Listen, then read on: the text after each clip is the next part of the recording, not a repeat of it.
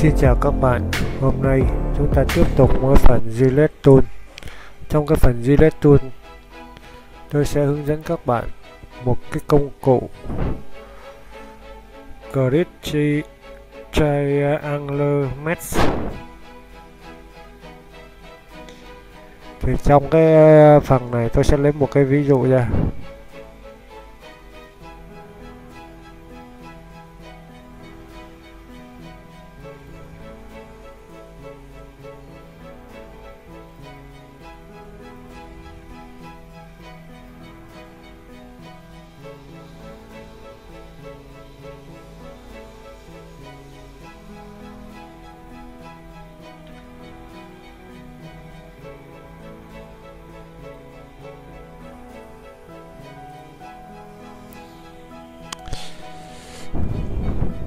Cái công cụ này nó rất là tiện lợi, nó giúp chúng ta lưu những cái file mà họa tiết mà chúng ta thiết kế ra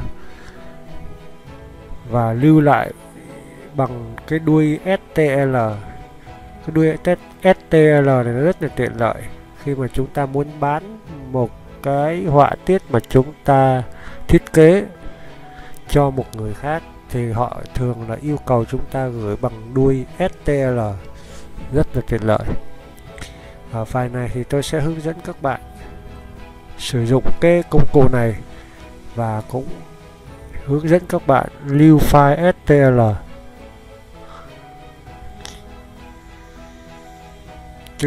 Chúng ta bấm vào Grid, chờ cho máy tính toán.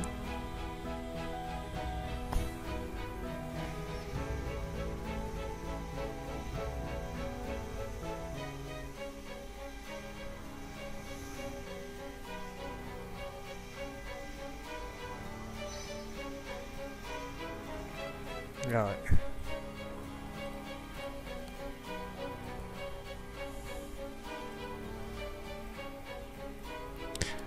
Trong phần mà Advanced thì nó có hai loại, một loại là wire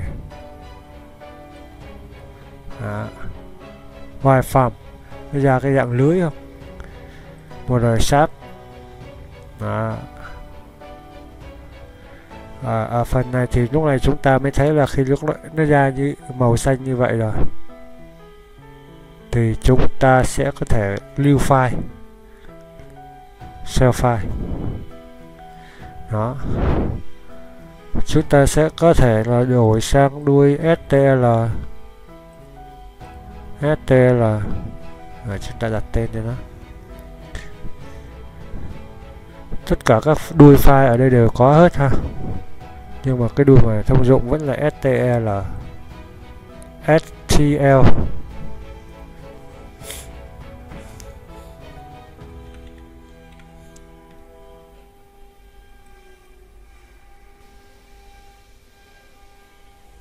Bây giờ chúng ta mới mở thử xem là cái file đó là đúng file STL chưa ha.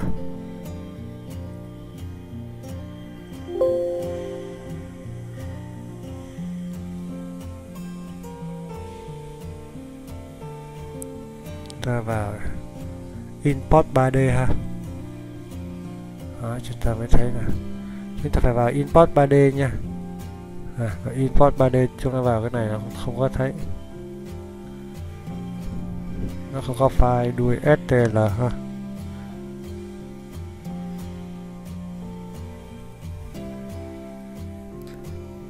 Khi chúng ta mở ra thì chúng ta sẽ vào cái Gillette, chúng ta sẽ vào import 3D model, thì ở đây nó mới có cái đuôi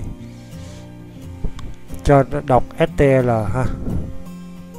Đuôi STL. Còn nếu mà chúng ta vào cái import thì không có ha.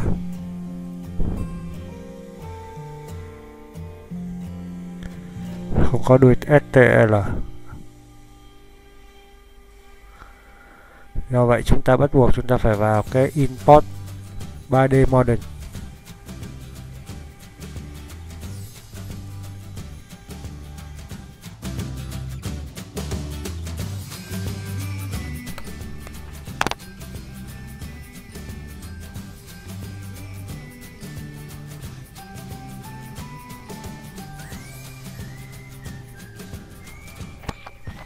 Rồi sau khi máy chạy xong thì nó sẽ lên như này.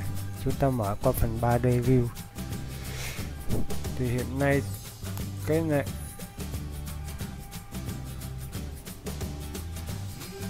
cái phần này nó đã sát mặt rồi, nhưng mà chúng ta thấy ở đây trục XYZ thì nó vẫn còn bị âm 4 và dương 1.